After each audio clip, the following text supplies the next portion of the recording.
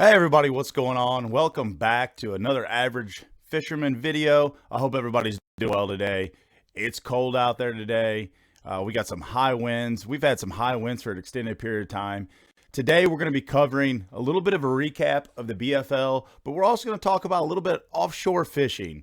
I've got some pictures to help people kind of understand what they're looking for out there. I've had a lot of questions about, hey, what are you looking at out there and what fish look like and how do you compare sizes? And today we're going to talk about that in this video. So without further ado, let's dive into today's video.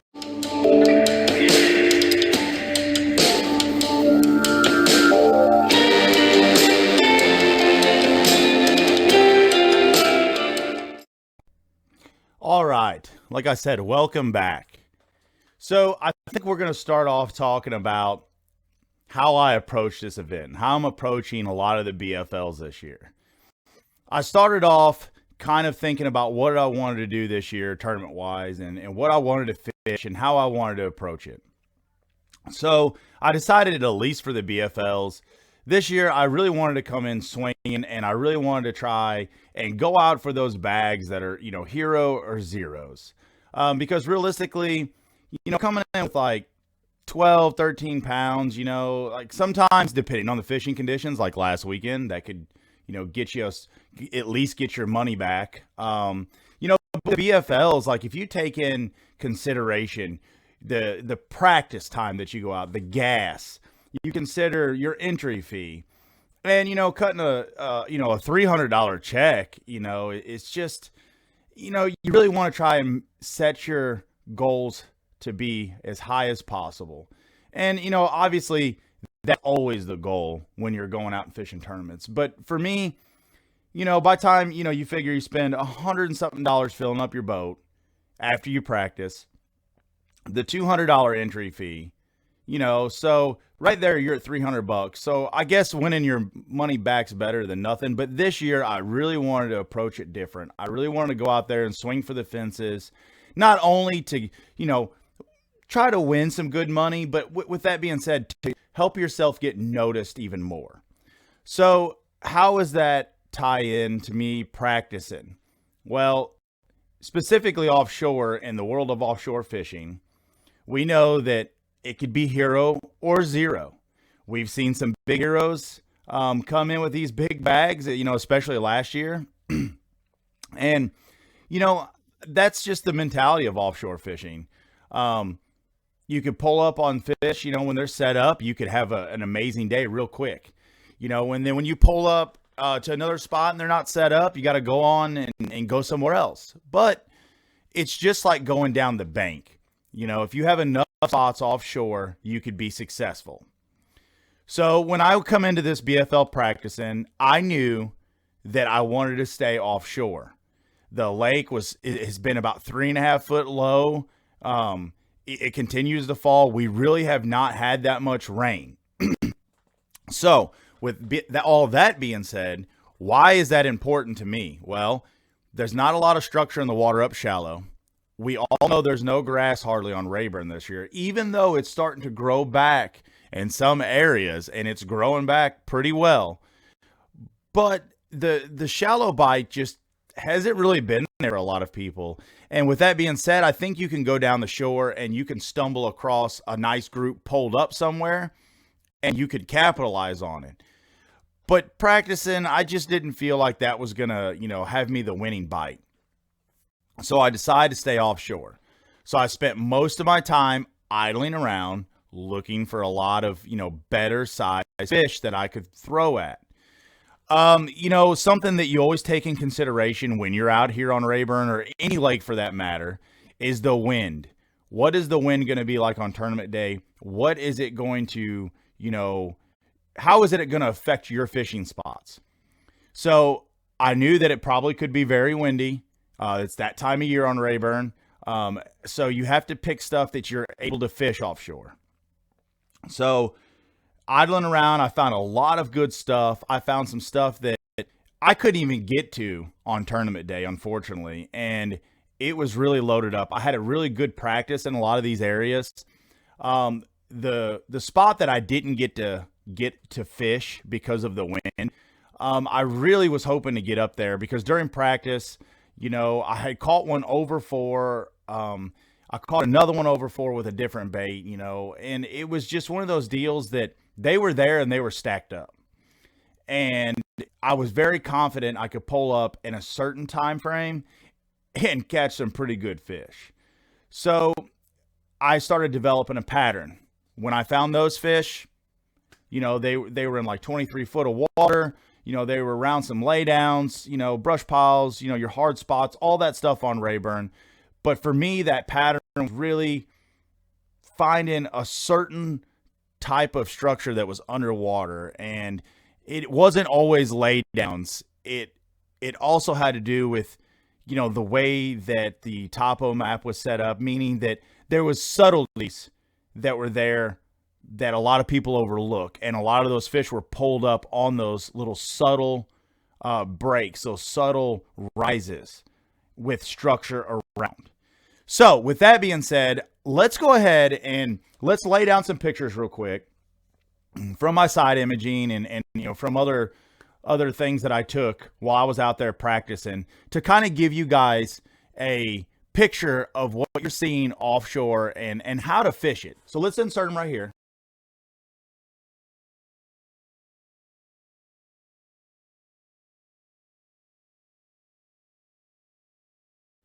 All right, so as you can see in those photos that we just threw up, I have one key component on at least those pictures I'm showing you, and that is some type of wood or laydown.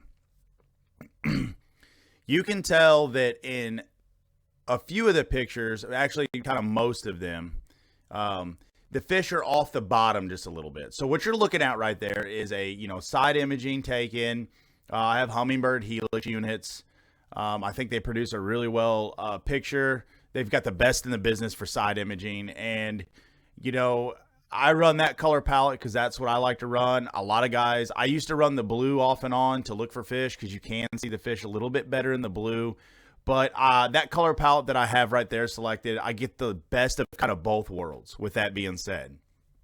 So you could see the shadows being cast because the fish are up off the bottom a little ways. Okay, so imagine a flashlight shining out, and it's shining out from this way, okay, and it's casting a beam, and it's hitting those fish, and what behind it is a shadow. That's what you're seeing with your side imaging. And as you can see in a lot of those pictures, the fish are actually set up really well. Like the one specific brush pile, they were loaded in it, and there's some very big fish in it. The one spot that I was very excited to get to, I didn't get to. Those fish were not only around the laydown, but they were up and down this whole little ledge. And they were staying in a very small area. One thing that, if you don't understand how offshore or structure works, a great way to put this is if you just take let's just say a square box, like your ice machine box, okay? You fill it with water, you put minnows in there, okay? When it's open like that, those fish are going to continue to roam all over that box. And if you don't believe me, try it. When you add something that has overhead cover to it, meaning like let's say you take a piece of cardboard and you lay it on top of that and it creates shadow underneath, those fish are going to congregate underneath that shadow. Now, if I take a bunch of small little pebbles and put it in there, those fish will be right around or stacked up on those pebbles. Why am I telling you all this? Because when you're idling offshore, it's really important to understand that if you don't have structure for them to relate to offshore, they're going to continue to roam all over the place. So as you can see in the picture, they're kind of staged up around it. Okay, they're real close to it. Take in consideration whether it's sunny or it's going to be cloudy. The one picture that actually I showed you, I believe it was the one where it was a smaller laydown. You could see them on it, and you can see some up top and some up bottom. It was a cloudy day when I took that picture. Okay, so they were around the laydowns. The bigger ones were. And then the little bit smaller fish in that 3-pound range, were kind of scattered up and down that little area. And sometimes that can make it very hard to fish for fish, okay? Especially if they're roaming all over the place. How are you supposed to target? You almost have to cast to where they're going if you have the electronics to do that. So when I was practicing, these are the areas and these are the things that I was looking for, okay? And what I was using, hey, it's really the ball and chain this time of year and crankbaits for me. I do throw, swim baits in the mixture depending on what quality fish I have around there. But typically, right now for me, I'm throwing a Carolina rig with either a 3/4 or 1 ounce sinker, depending on the depth and the wind. I'm throwing either a Magnum size flute, or I'm throwing a regular flute, or I'm throwing a brush hog. That are my go-to baits on my Carolina rig. I will pick up and have like a Cinco or something on the of it, depending on the time of day and the fishing pressure on the lake. But 90% of the time, those are the baits I have on it. Colors, I always throw colors that are very dull looking in the winter. It's extremely important to throw dull looking colors. You got to think about the fish in the water. I've said this so many times, and I hope it's sticking with everybody. The fish are pale, everything's not real bright and shiny like summertime. Everything's, kind of dark and gloomy. It's wintertime, okay? And you have to match the hatch. Mike Iaconelli says that so many times, match the hatch. You have to match the forage that's down there, because it's going to look really funky to a giant bass that's been living for 7-8 years, and they're in the giant status, and they see some funky looking color come down there that doesn't really match much, to what's in the water currently. It kind of throws off a spell, okay?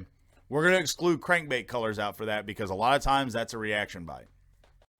Speaking of crankbaits, this time of year, I always have an 8XD on. I do have a 10 on for, really deep water. And I have a 6 and a 5XD, just handy. I get out there and I crank these ledges, and, people always ask, well, you cranking over those laydowns? I am. And I do get hung up. I have a lure knocker. If you don't have one, I suggest you invest in one. You can get, little dog retrievers. One of my personal favorites is a Bass Pro version. You can go onto their website. It's a lure retriever, and it has chains on it. And what happens is when it goes down, your line, it's hitting that bait, those chains. I've had a lot of times where they'll grab my crankbaits and I'll be able to pull it off, because we all know crankbaits are not cheap. Nothing's really cheap right now these days. So with that being said, get a lure knocker. I do throw the crankbaits through the grains. I do grind them in the dirt. A lot of times, when I'm cranking, I don't try to get stuck on a single retrieve. I really try to mix it up and speed it up. And you have to let the fish tell you what they want on that day. One of the practice days, I had some real true giants in that probably 5 to like 8 pound range, and even some, bigger ones that had followed my crankbait to the boat, and they would never commit. It was like clockwork. I would throw it out there and crank, and they would come up off the bottom or whatever structure I was throwing it at, and they would follow it. What I had to do, it wasn't the color, it wasn't, what I was doing, it wasn't how I was set up. I had to speed up. Now, when I tell you that, I'm not kidding. Okay, a great example, I think it was Chickamauga or something like that, when Kevin Van Dam last year, and everybody watched, he was whipping that 5XD, and he was cranking so fast he was getting out of breath, and you had to sit down and take a break and drink some water. I was humming the crankbait. When I started humming it, I started catching the bigger fish. Why? Because when that bait's coming, they have to make a decision. They can feel it coming and they can hear it. Am I going to eat it? And when I was whizzing it by them, they had to make a reaction. They had to either they're going to eat it or they're not. And if they're going to come off the bottom and chase it to waste that much energy in the wintertime, they're going to eat it. You got to get them to eat it. They're interested in it. Okay. So speed up cranking. With offshore, I went into the tournament. Now we've kind of covered, what I was doing and what I was looking at, and kind of give you an example of what I was targeting. Everybody's always like, all right, depth. How deep were you fishing? Well, I was fishing anywhere from 16 to 25 foot of water. I'll give you that water column. It really depended on what area of the lake I was in, and it really depended on how many boats were around. And I mean that by fishing pressure, okay? So with that being said, that's the depth I was in. So now I'm going to fast forward a little bit to the tournament day. got out there, felt pretty confident, in what I was going to do that day. The only thing I was truly worried about was the wind forecast. We all had to put in at different ramps and run down to Humphreys because Humphreys was still closed. They were still having a flight of takeoff out of Humphreys. And it was the first term of the year was kind of a, little poop show, honestly. Getting down there, getting set up. We had, 230 boats. Luckily, I had an outstanding co-angler. First time with the female co-angler, nothing wrong with that. I had a blast, off and on all day just talking to her, about stuff. She was a veteran too. When we come out of Humphreys for the takeoff, I was boat 67. By the time I got, past the islands out there and got into the open lake and started approaching, Five Fingers and stuff like that, I realized really quickly that I was going to have to pick an area and I was going to have to hang tight with the area all day because there was some giant swales out there. And when you're practicing and you're tournament fishing, practice can go one way and you need to make sure that you have a pace plan. I tell everybody this, make sure that you have a spot you can go to in the wind, out of the wind, just everything. Back up. And I seen the full field in front of me, at the 66 boats that was in front of me. I seen everybody hitting the brakes. And pretty soon I started noticing a real common pattern real quick. Everybody was diving off into Five Fingers and Norris, and they were diving off into Coleman. And, I seen a few boats keep pushing on north, not many. It's just so hard to, you're beating yourself to death trying to get up where, let's say you're going north of the bridge. You're beating yourself up, instead of taking you 25 minutes to get from Freeze past the bridge, typically what it takes, right? It's taking you 45 minutes to an hour now. Now you have to consider that in your run back. Okay. So then you're cutting down on your fishing time, which is okay if you're around big fish, but you also have to take in the weather conditions. Typically during practice, they've been biting from midday till about 2 o'clock, 2:30. I was hoping for a late boat number. That's when it was sunny and it was kind of stable. We had a major cold front go through. It was cloudy. It was kind of nasty. It rained. It stormed on us. And the morning bite was the ticket that morning. I caught the tail end of the morning bite. So once I got it, coming at Humphreys, we're running. I went ahead and went to my first spot, which luckily was a good choice because my first spot wasn't going to be blown out, but I did have to adjust fire. I couldn't run up north like I wanted to during the day. I just kept looking out in the lake and seeing these guys jump and bash these waves out there. So I made a decision to stay, where I was at on my first spot. So I pull up, we get there, I cast into one of my areas. First cast, I think I missed my mark a little bit. So I kind of line up. The wind was really howling. Waves were coming over the front of the boat. Line up, second cast, 1 over 3 pounds. Okay, here we go. Third cast, 1 over 3 pounds. Sweet. I got, a little over 6 pounds at this point for 2 fish. After that, the bite just died for me.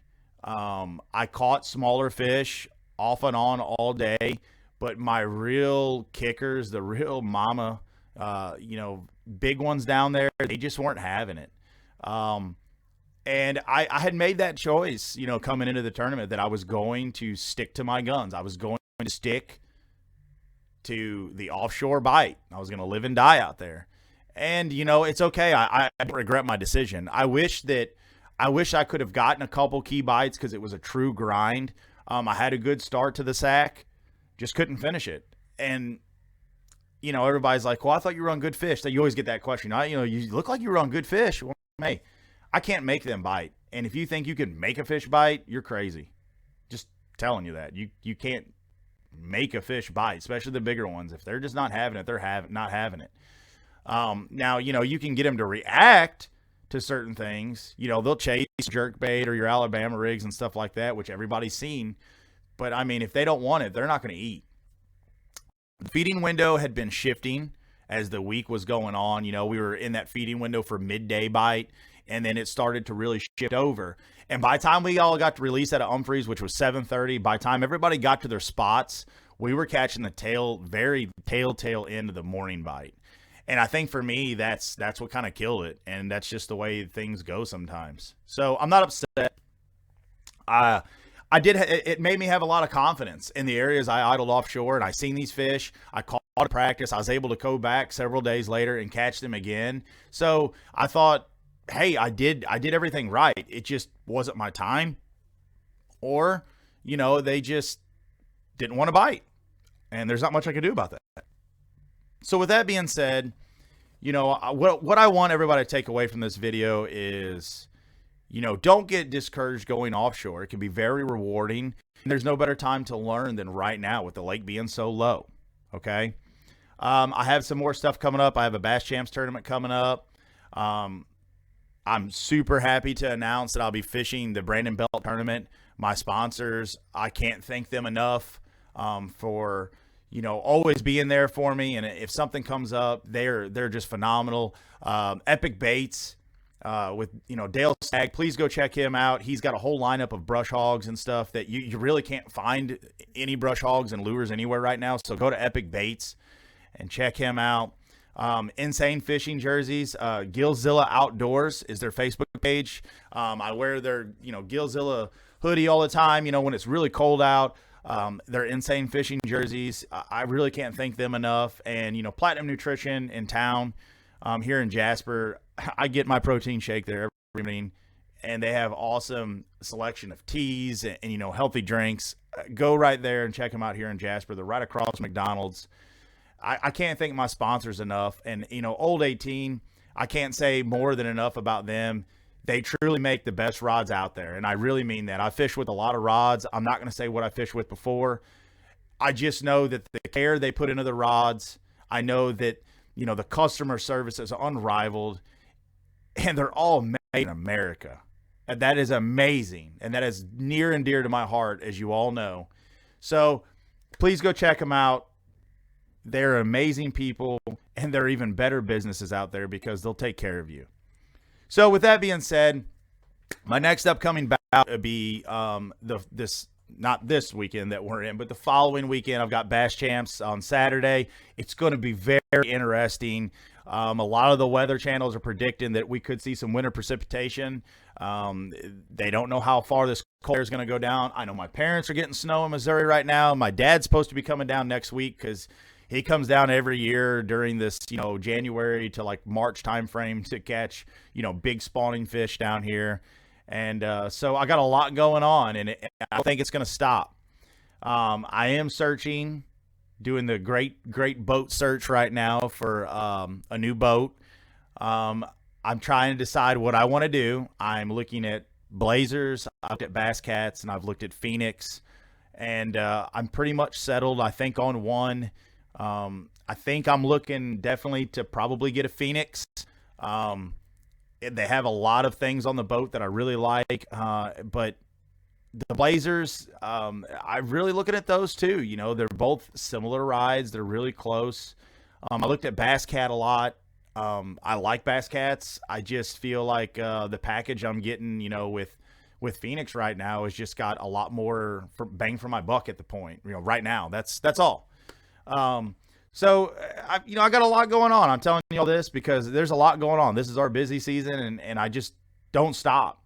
I didn't go out today. I'm just, it's too windy out there and it's dangerous. If not, I'd be on the water right now. And I love every minute of it this year. And I really cherish it every time I go out because I never know if that could be my last time out there. So I encourage you all, when you go out, cherish what you're doing and enjoy it. And hey, take a kid fishing. Because when I was a young kid, my dad and my mom took me fishing, and it's stuck with me for years now. And it's really distilled something into me that I truly love. It can aggravate me, but I truly love, and it's made some phenomenal memories. So with that being said, I hope everybody has a great week and a great rest of your week. And as always, God bless you, and God bless the United States of America. Until next time, everybody, out.